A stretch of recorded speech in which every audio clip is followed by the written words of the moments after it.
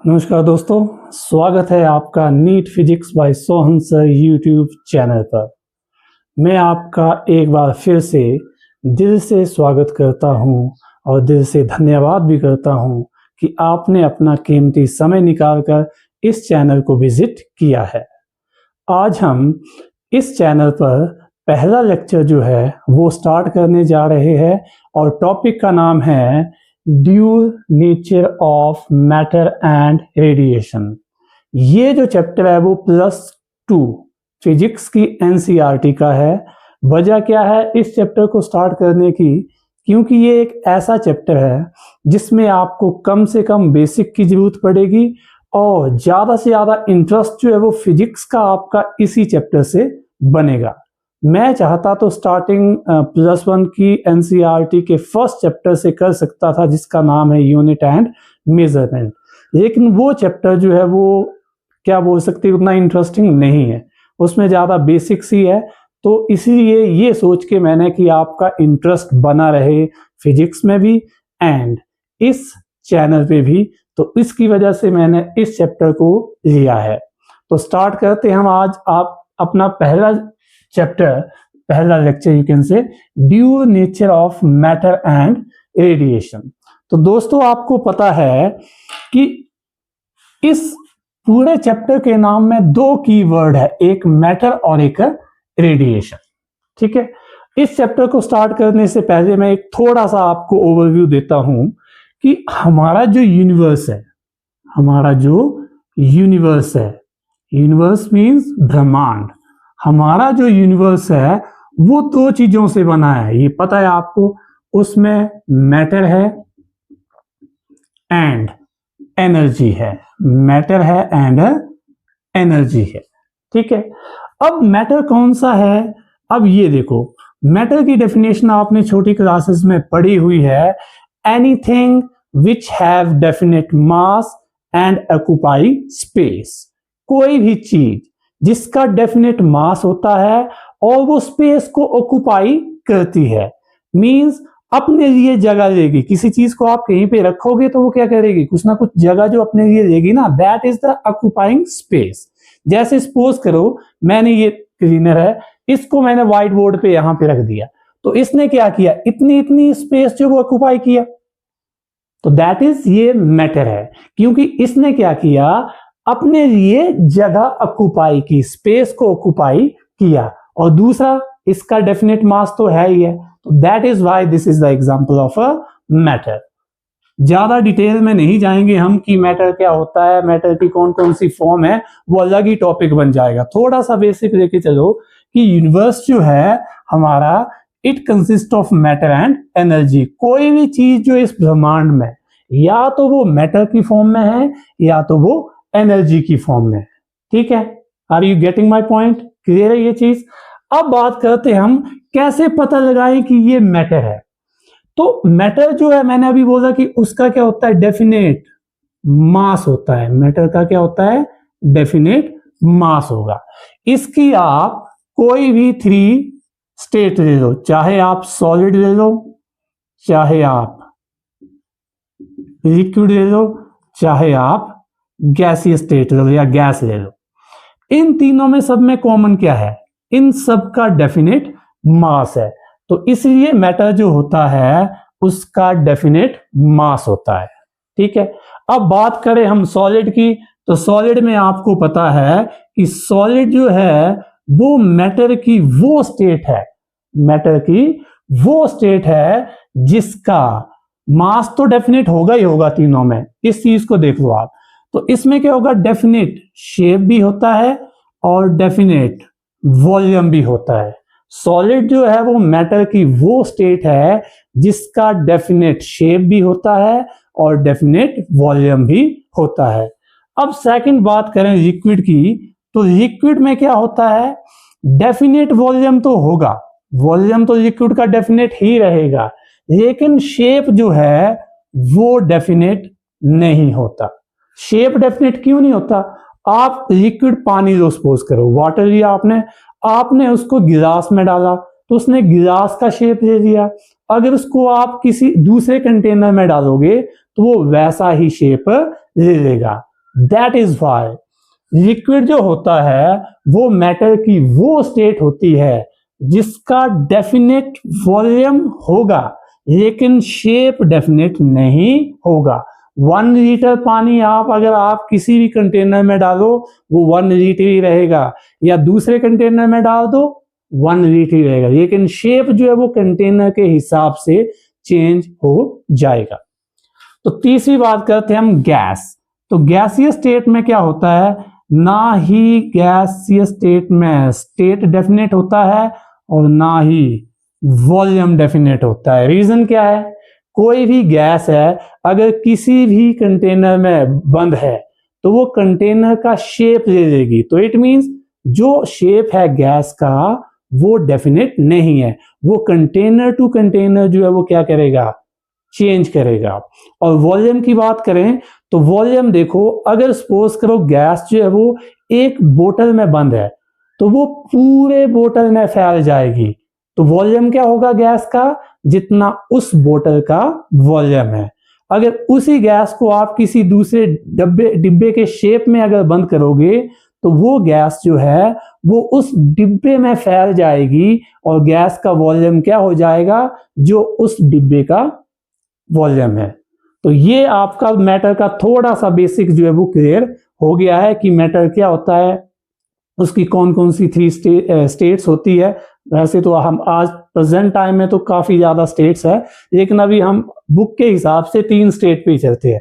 और जो 4th state है जो भी आपकी बुक में इंक्लूड होगी, दैट इज प्लाज्मा।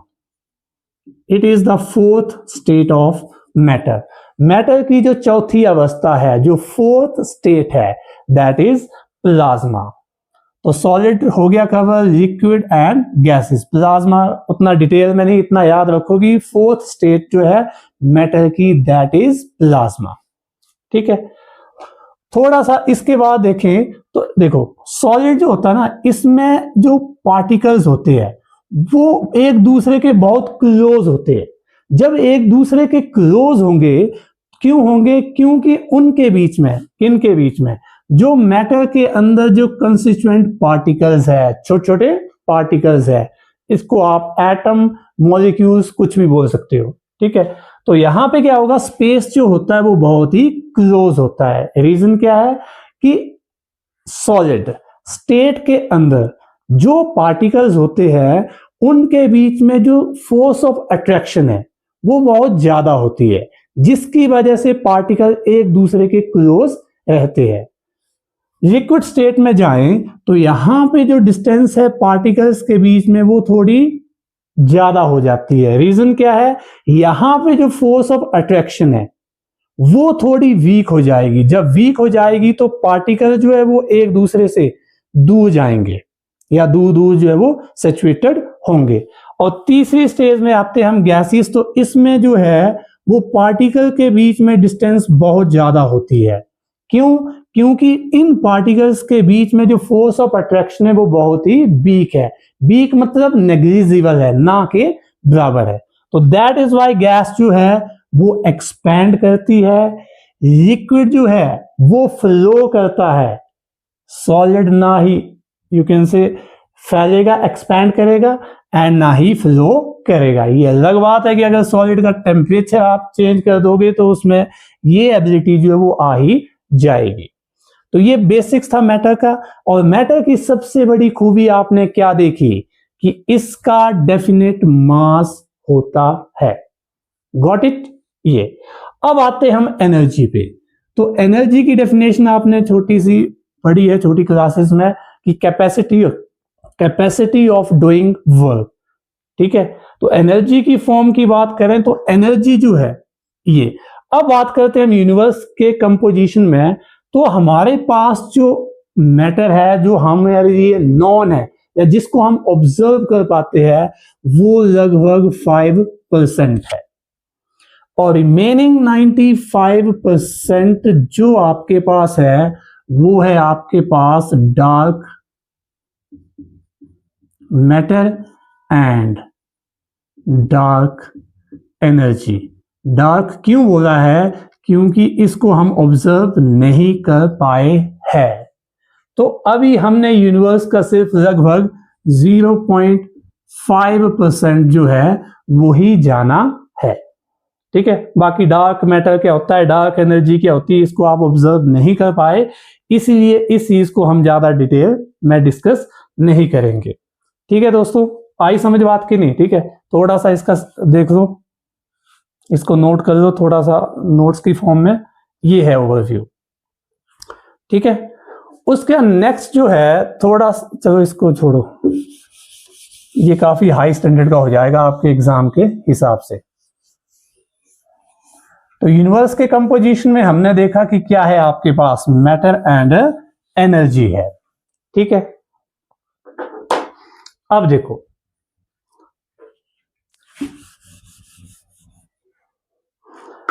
अब आते हम किस में,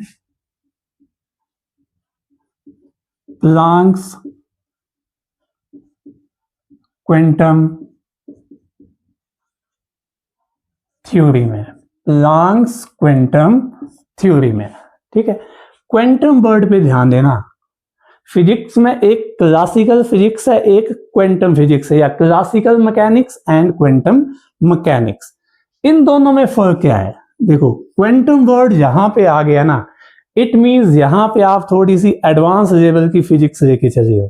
ठीक है, क्लासिकल वर्ड जो है वो क्या बताता है आपको, classical mechanics and quantum mechanics. ठीक है, जैसे यहां पे कोई एक पार्टिकल है, यहां पे क्या है, एक पार्टिकल है। ठीक है, अब ये जो पार्टिकल है इसका क्या है, आपके पास डेफिनेट मास है। क्या है इसका? डेफिनेट मास है। ठीक है, तो क्लासिकल फिजिक्स क्या बोलती है कि, या क्लासिकल मैकेनिक्स क्या बोलती है कि ये जो पार्टिकल है, अगर हम इसके इनिशियल जो फैक्टर्स है अगर वो पता है, जैसे इसकी वेलोसिटी क्या है, इसका लीनियर मोमेंटम क्या है, तो इस बेस पे हम इसके फ्यूचर की प्रेडिक्शन जो है वो सही तरीके से कर पाते हैं कि ये आगे जाके ऐसे होगा। वो क्या करेंगे, हम इसको डिटरमाइन कर सकते हैं। क्या कर सकते हैं? इसको डिटरमाइन कर सकते हैं। देखो, थोड़ा सा अगर दिमाग के ऊपर से जा रहा है तो कोई बात नहीं। फिजिक्स की सबसे अच्छी बात यह है कि चीजें आपको दिखेगी नहीं, आपको उनको इमेजिन करना पड़ेगा। तो इमेजिनेशन जितनी ज्यादा स्ट्रांग होगी आपकी, उतना ही स्ट्रांग होल्ड आपका इस चैप्टर और इस फिजिक्स में बना रहेगा। ठीक है, तो लगा पता। क्लासिकल मैकेनिक्स में क्या होता है, पार्टिकल है तो वो पार्टिकल है, और उसकी जो फ्यूचर में वो कहां पे है, किस पोजीशन पे है, उसको आप एक्यूरेटली जो वो डिटरमाइन कर सकते हो। लेकिन क्वांटम जो होता है, एक और एग्जांपल, जैसे सपोज करो, दूसरा एग्जांपल आया वेव। जैसे किसी चीज का वेव नेचर है, अगर वेव है तो वेव जो वो कैसे बिहेव करेगी, वो सब कुछ जो वो आप क्लासिकल मैकेनिक्स में डिटरमाइन कर सकते हो। लेकिन क्वांटम में क्या होता है? अब क्वांटम वर्ड यूज क्यों किया हमने यहां पे पता है? चैप्टर का नाम क्या है? Dual nature. ठीक है, डुअल नेचर। अब देखो 1905 में, ये डेट याद रखना आप, इससे पहले जब हम जाते हैं ना पीछे, तो या तो कोई चीज जो है वो पार्टिकल है, मैटर है, तो उसका जो है वो पार्टिकल नेचर है, उसका क्या है? Particle nature. ठीक है, या कोई अगर एनर्जी की फॉर्म में है या हो तो उसका वेव नेचर है, उसका क्या है? Wave nature. अब आप बताओ कैसे पता लगाना आपने कि पार्टिकल नेचर किसका है और वेव नेचर किसका है? मीन जो मैटर है उसका पार्टिकल नेचर है, और पार्टिकल नेचर है तो इसकी सबसे बड़ी खूबी क्या होगी? इसका डेफिनेट मास होगा। जब मास होगा तो फिर इसका कुछ ना कुछ लीनियर मोमेंटम भी होगा। ठीक है, और जब मास है तो वहां पे चार्ज भी हो सकता है या होता है। देखो, चार्ज जीरो होगा कोई बात नहीं, मोमेंटम जीरो हो सकता है, नहीं भी हो सकता, चार्ज जीरो भी हो सकता है, हो भी सकता है, लेकिन ये सबसे बेसिक प्रॉपर्टी है मैटर की, मास, डेफिनेट मास। ठीक है, तो जिस भी चीज में अगर मास है तो इट मींस उसका क्या है? पार्टिकल नेचर है। ठीक है, अब बात करते हैं हम वेव नेचर की। तो वेव नेचर जो एनर्जी की फॉर्म में है, जो एनर्जी जो है वो एक जगह से जब दूसरी जगह प्रोपेगेट करती है या जाती है तो वो वेव की फॉर्म में जाएगी। तो वेव की फॉर्म में जब जाएगी तो यहां पे देखो वेव में क्या आएगा आपके पास, ये वेव का, तो वेव जो है उसकी क्या होती है, वेवलेंथ होगी। क्या होगी, वेवलेंथ। और क्या हो सकता है, फ्रीक्वेंसी होगी। देखिए ये बेसिक्स में पढ़ेंगे हम, अभी नहीं है पता, पर ये मान के चलता हूँ ये चीजें आपको पता है। नहीं है पता कोई बात नहीं, इसको हम डिटेल में अलग अलग लेक्चर्स में डिस्कस करेंगे। फ्रीक्वेंसी, फिर क्या होगा आपके पास, वेव नंबर भी होगा and wave function, wave number and time period, time period, ये ठीक है। तो पार्टिकल नेचर में डेफिनेट मास है, मोमेंटम, चार्ज। और वेव नेचर जब डिस्कस करेंगे तो उसमें वेवलेंथ भी होती है। फिर जब वेव नेचर है तो वो वेव है तो वो चलेगी, जब चलेगी तो उसकी वेवलेंथ भी होगी, फ्रीक्वेंसी भी होगी, वेव नंबर भी होगा, टाइम पीरियड भी होगा। ये सब कुछ हम डिटेल में डिस्कस करेंगे। अभी तो मैंने आपको मास की डेफिनेशन भी नहीं बताई है। ठीक है, तो ये क्योंकि हमने यहाँ ये जो हेडिंग है ना चैप्टर की, हमने यहाँ पे पहुंचना है अभी, तो इसके लिए क्या क्या चीजें जरूरी है वो मैं आपको समझा रहा हूं। ये कोई टॉपिक नहीं समझाए मैंने, ये थोड़े से कीवर्ड जो है वो एक्सप्लेन किए हैं, ताकि जब इस चैप्टर पे आप पहुंचोगे तो आप डेफिनेटली जो है वो चीजों को समझ सकोगे।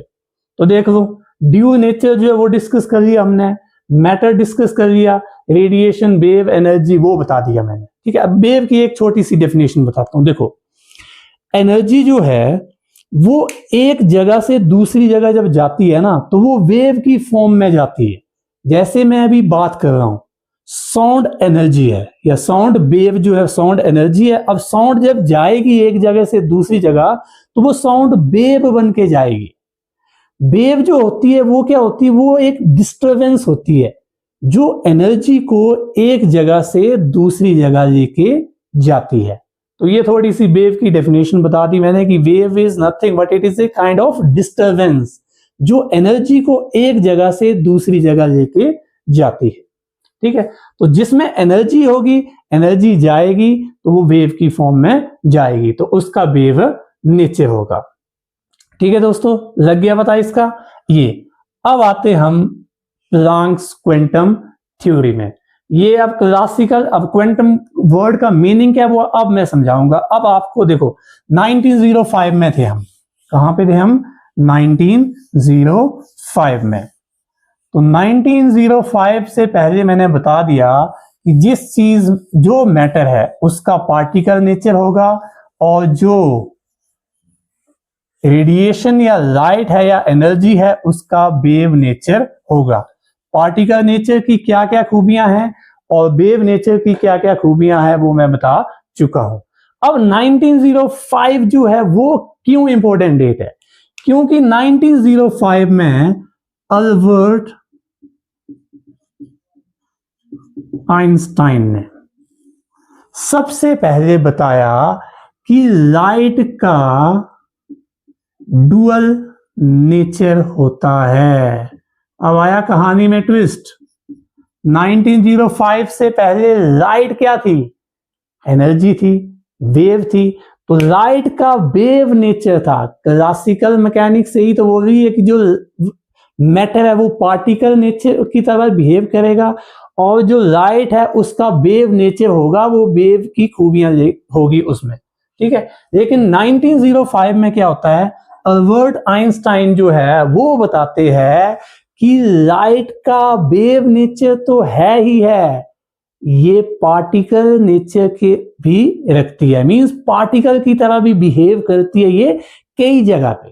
कई जगह का मतलब क्या है, लाइट के कुछ एक ऐसे फिनोमेना है, जैसे आपने छोटी क्लासेस में पढ़ा है रिफ्लेक्शन या रिफ्रैक्शन, रिफ्लेक्शन पढ़ा है, फिर रिफ्रैक्शन भी पढ़ा है, फिर डायफ्रैक्शन नहीं पढ़ा तो कोई नहीं, नाम ही रखो याद, डायफ्रैक्शन। ये जो इंटरफेरेंस ने लिखा है ना, सबसे इंपॉर्टेंट इंटरफेरेंस,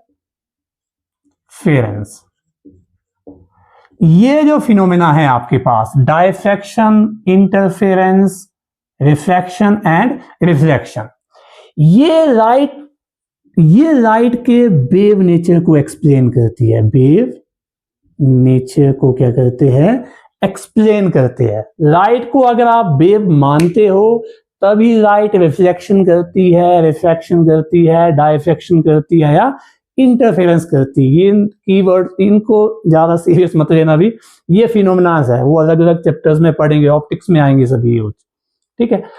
और दूसरा, लेकिन क्या हुआ कि लाइट कुछ और फिनोमेना भी करती है, जैसे आपका फोटो इलेक्ट्रिक इफेक्ट, जो आप इसी चैप्टर में पढ़ोगे, फोटो इलेक्ट्रिक इफेक्ट, और एक है आपके पास कॉम्पटन इफेक्ट, कॉम्पटन इफेक्ट।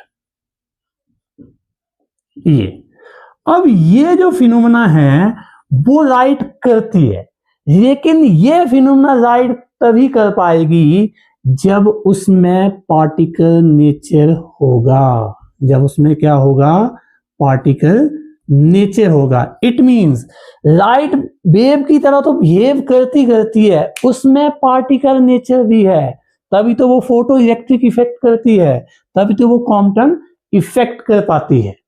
तो अब लगा पता, 1905 से पहले क्या कहानी थी कि लाइट का हम मानते थे वेव नेचर, कि लाइट जो है वो वेव की तरह ही बिहेव करती, सिर्फ यही क्लासिकल मैकेनिक्स है कि जो वेव है उसका वेव नेचर ही है, वो वेव नेचर तक ही सीमित है, और जो पार्टिकल है वो पार्टिकल तक ही सीमित है।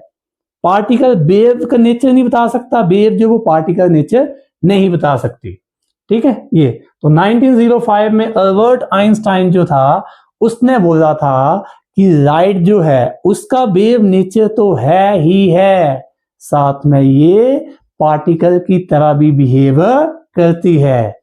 कब करती है, जब वो फोटो इलेक्ट्रिक इफेक्ट करती है या कॉम्पटन इफेक्ट करती है।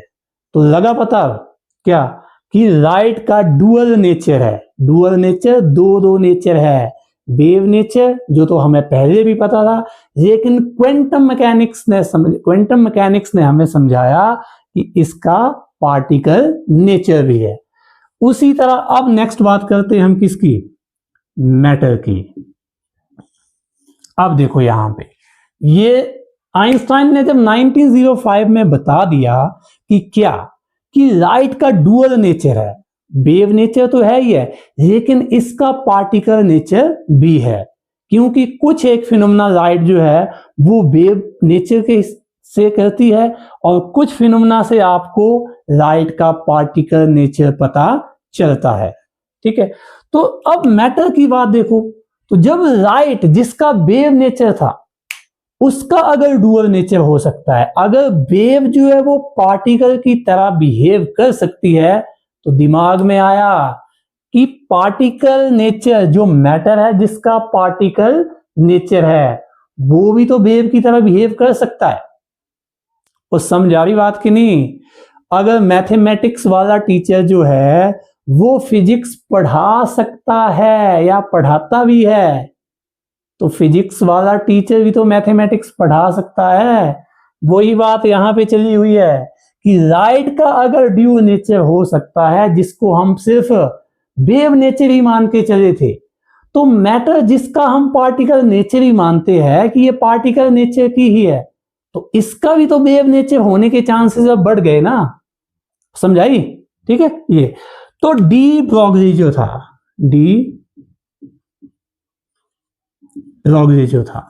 इसने जो था वो मैटर का क्या बताया, डुअल नेचर बताया।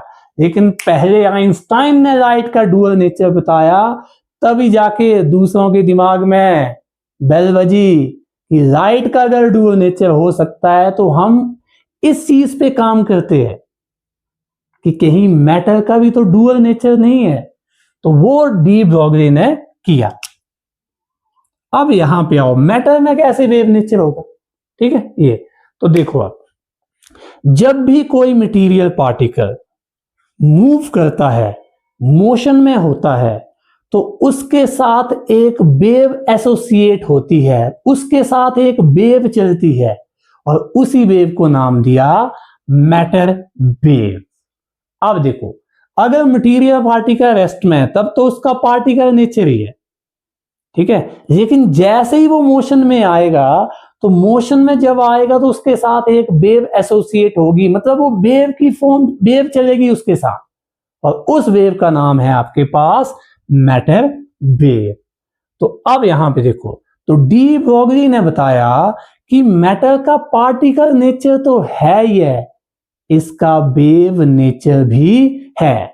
इट मींस जब मटेरियल पार्टिकल मोशन में होता है, जब मटेरियल पार्टिकल मोशन में होता है, तो वो क्या करता है, अपने साथ, उसके साथ एक वेव एसोसिएट होती है। ठीक है, आई समझ बात की नहीं? तो ये है डी ब्रोगली। अब बात आई कि मटेरियल पार्टी के साथ जो वेव चलती है ना, वो हमें दिखती क्यों नहीं है? तो देखिए, जब मटेरियल पार्टिकल की बात करते हैं हम, तो यहां पे दो टाइप के पार्टिकल को हम डिस्कस करेंगे। एक है आपके पास माइक्रोस्कोपिक पार्टिकल, माइक्रोस्कोपिक पार्टिकल्स, और दूसरे है मैक्रोस्कोपिक पार्टिकल, मैक्रोस्कोपिक पार्टिकल्स।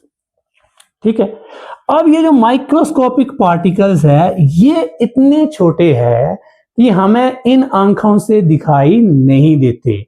जैसे इलेक्ट्रॉन देखा कभी आपने, प्रोटॉन देखा है, न्यूट्रॉन देखा है, तो ये जो इलेक्ट्रॉन, प्रोटॉन्स और जो न्यूट्रॉन्स है, ये है माइक्रोस्कोपिक पार्टिकल्स।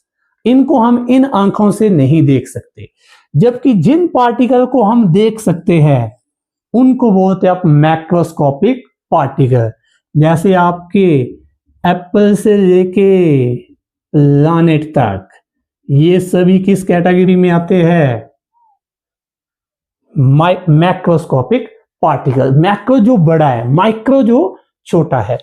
तो मैक्रोस्कोपिक पार्टिकल जो होगा, इसमें क्या होगा, इनका मास जो होगा वो क्या होगा, वो बहुत ही ज्यादा होगा। मास क्या होगा इसका, हाई होगा, ज्यादा होगा। जबकि माइक्रोस्कोपिक पार्टिकल जो है, इनका मास क्या होता है, इनका मास बहुत ही कम होता है। जैसे इलेक्ट्रॉन का मास देखो कितना कम है, ठीक है, प्रोटॉन का मास देखो, न्यूट्रॉन का मास देखो कितना कम है। अब आप बोलोगे मास का क्या कनेक्शन है वेव से? तो देखो, डी ब्रोगली जो था उसने बोला था कि जब एक मटेरियल पार्टिकल, अब डी ब्रोगली इक्वेशन में जा रहा हूं मैं, जब एक मटेरियल पार्टिकल जिसका मास m है, ठीक है, एक मटेरियल पार्टिकल है जिसका मास m है और वो v वेलोसिटी से मूव कर रहा है। देखो, मैटर के साथ वेव तभी चलेगी जब पार्टिकल मूव करेगा। जब मूव करेगा तो कुछ ना कुछ वेलोसिटी उसकी होगी, तभी बोला मास ही काफी नहीं है वेव के लिए, उसका चलना भी जरूरी है। तो जब एक पार्टिकल जिसका मास m है और वो v वेलोसिटी से मूव कर रहा है, तो डी ब्रोगली ने क्या बोला है कि जब भी कोई मटेरियल पार्टिकल मूव करेगा तो उसके साथ क्या चलेगी, वेव, मतलब वो वेव की तरह बिहेव करेगा। तो जब वो वेव की तरह बिहेव करेगा, तो वेव की खूबी में सबसे पहले क्या बताया था मैंने, उसकी वेवलेंथ। तो उसकी वेवलेंथ होगी ना, जब मटेरियल पार्टिकल वेव बन के चला हुआ है या उसके साथ एक वेव एसोसिएट हो रही है, तो उसके साथ जो वेव चली है उसकी वेवलेंथ होगी lambda equal to h upon M B. ये है डी ब्रोगली वेवलेंथ। तो डी ब्रोगली ने ये बताया था कि, ये तो बताया था कि जब भी मटेरियल पार्टिकल मूव करेगा तो उसके साथ क्या चलेगी, एक वेव चलेगी। इट मींस उस टाइम जो पार्टिकल होगा उसका ड्यूल नेचर होगा, डुअल नेचर होगा। ठीक है, तो ये है वेवलेंथ। अब देखो, अगर माइक्रोस्कोपिक पार्टिकल है तो m जो है वो क्या है, बहुत ही कम है। जब m कम है तो लैम्डा क्या होगा, वेवलेंथ क्या होगी, ज्यादा होगी। ज्यादा होगी तभी आपको ऑब्जर्व होगी या हम ऑब्जर्व कर पाएंगे।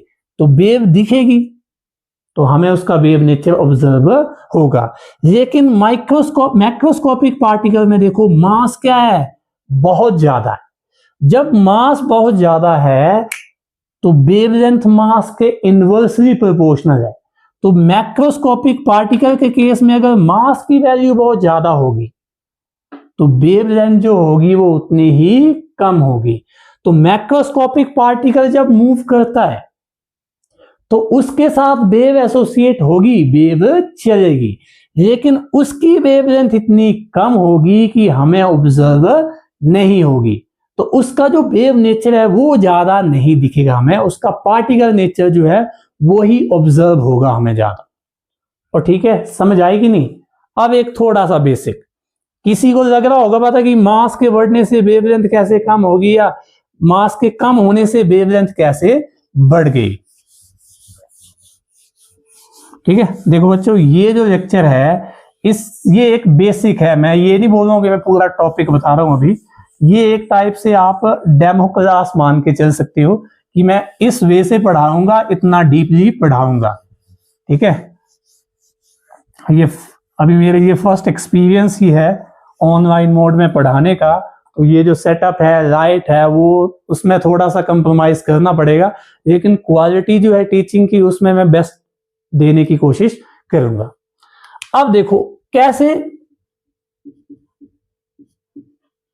ये थी ना, ये क्या था आपके पास, ये उस वेव की वेवलेंथ है जो जब m मास का पार्टिकल मूव कर रहा है v वेलोसिटी के साथ, तो उसके साथ जो वेव एसोसिएट हो रही है वो है ये वेव लेंथ। ठीक है, अब मैं एक एग्जांपल देता हूं कैसे।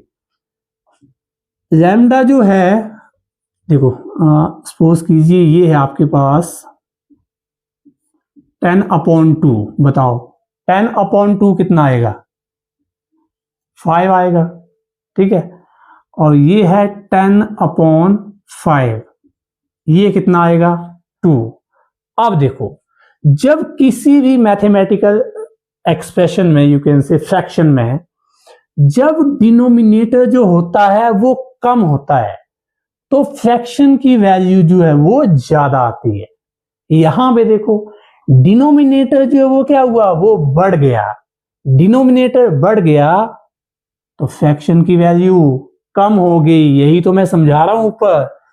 m कहां पे है, डिनोमिनेटर में। अगर मैक्रोस्कोपिक पार्टिकल में m ज्यादा होगा तो लैम्डा की वैल्यू क्या होने वाली है, कम होने वाली है।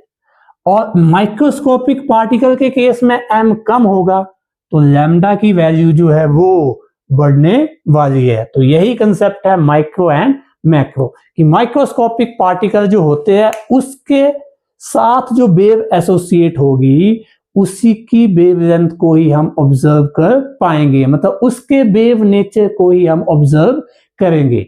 मैक्रोस्कोपिक पार्टिकल के केस में वेव तो चलेगी लेकिन वो इतनी कम होगी कि उसको ऑब्जर्व करना लगभग नामुमकिन है। तो जब वेव ही ऑब्जर्व नहीं हुई तो उसका वेव नेचर जो है वो कैसे ऑब्जर्व होगा। ठीक है, तो ये है आपके पास। तो यहां से आप एक कंक्लूजन निकाल सकते हो कि डी ब्रोगली जो इक्वेशन है उसमें वेवलेंथ जो होती है वो क्या है, मास के इनवर्सली प्रोपोर्शनल होती है। इट मींस अगर पार्टिकल का मास ज्यादा है तो वेवलेंथ जो होगी वो कम होगी वेव की, और अगर पार्टिकल का मास जो है वो कम है तो वेवलेंथ जो है वो ज्यादा होगी। इनवर्सली प्रोपोर्शनल का रिलेशन जब होता है ना दो फिजिकल क्वांटिटी में, तो एक चीज के बढ़ने से दूसरी चीज कम होती है। ठीक है, फिजिक्स में पढ़ा हुआ आपने इनवर्सली प्रोपोर्शनल का मतलब। ठीक है, और h जो है वो क्या है, यहां पे h है, यहां पे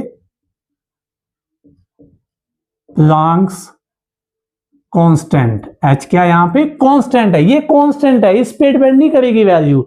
h की वैल्यू फिक्स है। लैम्डा की वैल्यू डिपेंड करती है m एंड v पे। ठीक है, बन गया इक्वेशन कि कौन कौन से ऐसे फैक्टर है जिस पे वेवलेंथ डिपेंड करती है पार्टिकल की जब वो मूव करता है।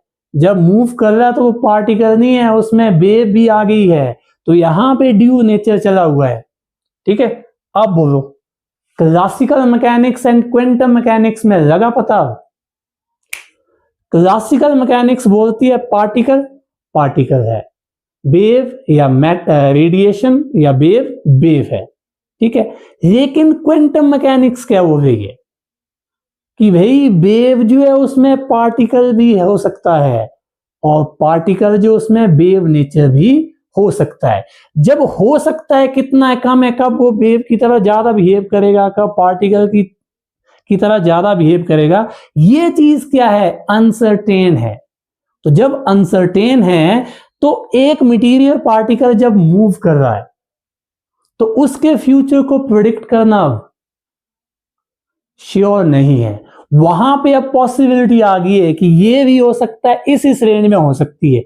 ठीक है, तो रेंज जो बता रहे हो आप, तो यहां पे क्या प्रोबेबिलिटी आ गई, और जब जहां पे प्रोबेबिलिटी आएगी इट मींस वहां पे सर्टेनिटी नहीं है। यही फर्क है क्वांटम एंड क्लासिकल में या क्लासिक में। ठीक है, तो ये था आपके पास। हाँ, प्लांक्स कांस्टेंट कहां पे है तो ये बताया, और इसकी वैल्यू होती है 6.626 इंटू 10⁻⁻34 जूल सेकेंड। ठीक है, अब ये वैल्यू याद रखनी है, जो न्यूमेरिकल एक्सप्रेशन आएंगे या न्यूमेरिकल आएंगे वहां पे यूज होती है प्लांक्स कांस्टेंट एच की वैल्यू, और इसके यूनिट भी याद रखने हैं, जूल सेकेंड। Got it? ये अब आते हम अपने लास्ट टॉपिक में, जो मैंने लिखा था क्या, प्लांक्स क्वांटम थ्योरी। ठीक है, क्या, प्लांक्स क्वांटम थ्योरी। तो प्लांक्स क्वांटम थ्योरी जो है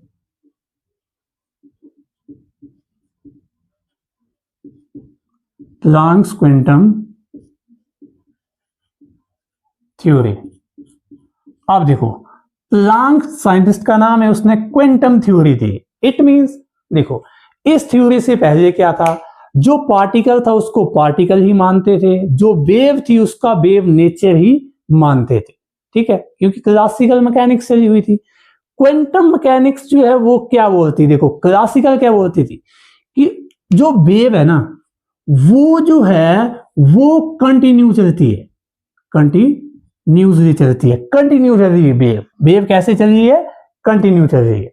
ठीक है, क्वांटम थ्योरी जो थी उसने बताया कि नहीं, वेव जो है वो कंटिन्यू नहीं चलती, वो डिसकंटिन्यू फॉर्म में चलती है। वेव ऐसे नहीं चलेगी, ऐसे चलेगी, पहले उसका एक यूनिट आएगा, फिर दूसरा आएगा, फिर तीसरा आएगा। तो ये चेंज हो गया।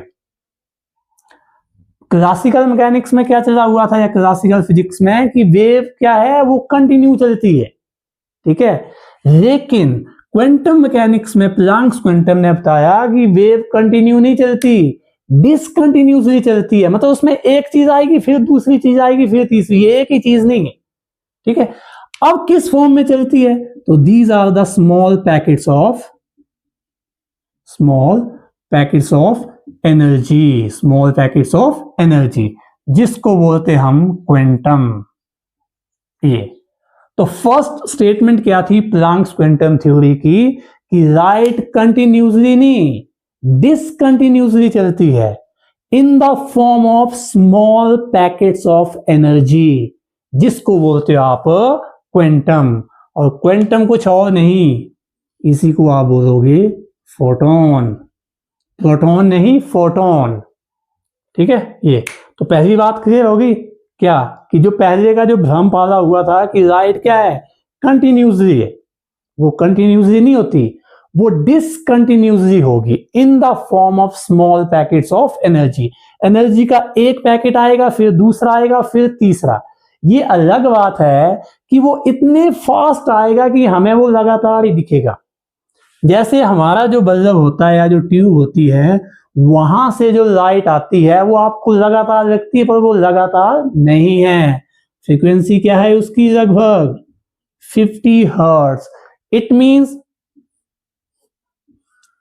एक साइकिल जो है वो आएगा, फिर दूसरा साइकिल आएगा, तो 1 सेकंड में 50 साइकिल आएंगे, मतलब ऑन ऑफ 50 बार होगा। वो इतनी जल्दी होगा कि हमें लगता है कि लाइट कंटिन्यूसली आ रही है, लेकिन वो 1 सेकंड में लगभग 50 पैकेट्स आते हैं। मतलब एक आएगा, दूसरा आएगा, तीसरा आएगा, वो 50 आएंगे 1 सेकंड में। और वो इतने फास्ट आएंगे कि हम इन आंखों से उस चीज को ऑब्जर्व नहीं कर पाते। जैसे चलो लाइट का एग्जांपल, एक छोटा सा एग्जांपल देता हूं। वो नल का देखा है, नल टैप है ना, यहां से पानी फास्ट चलाया हुआ आपने, तो आपको लग रहा है ना कि ये कंटिन्यू आ रहा है, लेकिन इसी पानी को अगर आप स्लो मोशन में देखोगे तो ये ऐसे दिखेगा। और वही चीज लाइट में है कि हम सोचते थे कि लाइट कैसे आ रही है, पहले कंटिन्यूसली आ रही है। वो किसका कंसेप्ट था? वो क्लासिकल मैकेनिक्स का कंसेप्ट, ठीक है। लेकिन क्वांटम क्या बोलता है? और क्वांटम बोलता है क्योंकि लाइट जो है ना, उसमें पार्टिकल नेचर भी है। जब पार्टिकल नेचर है तो उसमें छोटे छोटे पार्टिकल्स है, वो छोटे छोटे पार्टिकल की तरह बिहेव करेगा। पार्टिकल इकट्ठा तो नहीं आएगा, एक आएगा, दूसरा आएगा, तीसरा आएगा। वही चीज यहां पे है। तो फर्स्ट स्टेटमेंट देख ली आपने प्लैंक्स क्वांटम थ्योरी की, क्या कि एनर्जी, लाइट या रेडिएशन जो होती है वो कंटिन्यू नहीं, डिसकंटिन्यूसली होती है और स्मॉल पैकेट्स ऑफ एनर्जी में चलती है। एक पैकेट आएगा एनर्जी का, फिर दूसरा आएगा, फिर तीसरा आएगा, लगातार नहीं है वो, ठीक है। ये अलग बात है कि उसकी स्पीड इतनी ज्यादा है कि हमें वो लगातार लगता है। अब नेक्स्ट देखो, सेकंड फर्स्ट पॉइंट क्लियर हो गया कि लाइट या रेडिएशन में जो एनर्जी है वो कंटिन्यूसली नहीं, डिसकंटिन्यूसली होती है। वो स्मॉल पैकेट्स ऑफ एनर्जी के बंडल में आती है, जिसको हमने नाम दिया है क्वांटम, और क्वांटम का मॉडिफाई करके बोला हमने फोटोन। अब लग गया पता कि ये जो लाइट है, इस ये एनर्जी कंटिन्यू एनर्जी नहीं है, इसमें क्या है? फोटॉन्स है। क्या है? फोटॉन्स, बहुत ज्यादा फोटॉन्स है। फोटॉन्स एंड प्रोटॉन में फर्क क्या है? फोटॉन्स लाइट में होता है, जो स्मॉल पैकेट ऑफ एनर्जी है ना, लाइट जो है वो फोटोन की फॉर्म में आएगी। लाइट में जो एनर्जी आएगी वो फोटोन की एनर्जी होगी वो। अब देखो, ये सभी फोटॉन्स बना दिए मैंने, ठीक है। अब क्योंकि ये लाइट है, लाइट है मतलब वेव है, ठीक है, तो इसकी कुछ ना कुछ फ्रीक्वेंसी होगी कि नहीं होगी? होगी। वेव की खूबी है, उसकी वेवलेंथ भी होती है, फ्रीक्वेंसी भी होती है। अब लाइट के अंदर जो फोटोन है उसकी एनर्जी कितनी होगी? तो वो प्लैंक्स क्वांटम थ्योरी बोलती है कि फर्स्ट स्टेटमेंट ने हमें बता दिया कि लाइट के अंदर फोटोन होता है, ठीक है, जो स्मॉल पैकेट ऑफ एनर्जी है वो फोटोन है। दूसरी स्टेटमेंट बता रही है कि उस फोटोन की एनर्जी कितनी होती है। तो वो बताता है कि फोटोन के जो फोटोन के अंदर जो एनर्जी होती है that is directly proportional to the frequency of light या रेडिएशन। तो जिस भी लाइट या रेडिएशन के अंदर जो फोटोन है उसकी एनर्जी जो है वो किस पे डिपेंड करती है कि उस लाइट या रेडिएशन की फ्रीक्वेंसी कितनी है। एनर्जी जो होगी फोटोन की, वो अब फोटोन किस में है? लाइट के अंदर, और लाइट की फ्रीक्वेंसी होगी, तो फोटोन की एनर्जी जो है वो जिस लाइट के अंदर है उसकी फ्रीक्वेंसी के डायरेक्टली प्रोपोर्शनल होती है। और फिजिक्स में जब भी आप डायरेक्टली प्रोपोर्शनल का साइन हटा के इक्वल टू लगाते हो तो एक नया कांस्टेंट इंट्रोड्यूस करते हो, और वो आएगा यहां पे h और ये म्यू। ये तो ये क्या है? पढ़ा भी ऊपर, क्या था? Planck's constant. तो प्लैंक्स कांस्टेंट नाम क्यों दिया? क्योंकि इसी थ्योरी से बना ये h, यहीं पे आया h, और h है यहां पे क्या? प्लैंक्स कांस्टेंट, और इसकी वैल्यू मैं ऊपर बता चुका हूं पहले, ठीक है। तो ये है दूसरी स्टेटमेंट, क्लियर है। अब यहां से क्या पता चलता है कि अगर फोटोन जो, अब दो लाइटें हैं, सपोज करो एक लाइट ये है, दूसरी लाइट ये है, एक रेडिएशन ये है, दूसरी रेडिएशन ये है, इसकी जो फ्रीक्वेंसी है वो सपोज करो ऐसे मान के चलता हूं 100 यूनिट, ऐसे मान के चलता हूं, ठीक है। और ये जो लाइट है इसकी जो फ्रीक्वेंसी है वो है सपोज करो 120 यूनिट। अब फोटोन इसमें भी है, फोटोन इसमें भी है, तो किस फोटोन की एनर्जी जो है वो ज्यादा होगी? तो जिस लाइट की फ्रीक्वेंसी ज्यादा है उस लाइट के अंदर जो फोटोन होगा उसकी फ्रीक्वेंसी भी ज्यादा होगी। इस लाइट या रेडिएशन की फ्रीक्वेंसी इसके कंपैरिजन में कम है, तो इस फोटोन की एनर्जी जो होगी वो इससे कम आएगी और इस फोटोन की एनर्जी जो वो इससे ज्यादा आएगी। ठीक है, तो ये था आपके पास प्लैंक्स क्वांटम थ्योरी। ठीक है, तो 2 पॉइंट याद रखने आपने। पहला पॉइंट क्या है, प्लैंक्स क्वांटम थ्योरी का। ठीक है, अब क्लासिकल से हम क्वांटम में आ गए। ठीक है, तो क्वांटम थ्योरी ने ही बताया कि लाइट जो जरूरी नहीं कि जो वेव नेचर है वो वेव ही रहेगी, उसमें पार्टिकल नेचर भी होगा, और जिसमें पार्टिकल नेचर जरूरी नहीं वो पार्टिकल ही रहेगा, उसमें वेव नेचर भी होगा। तो लाइट का डुअल नेचर आइंस्टाइन ने बताया, मैटर का डुअल नेचर डी ब्रोगली ने बताया, और डी ब्रोगली ने यही नहीं बताया, ये भी बता दिया कि मैटर मटेरियल पार्टिकल जब मूव करेगा तो उसके साथ जो वेव चलेगी उसकी वेवलेंथ कितनी होगी। ठीक है, तो ये काफी लंबा हो गया लेक्चर दोस्तों।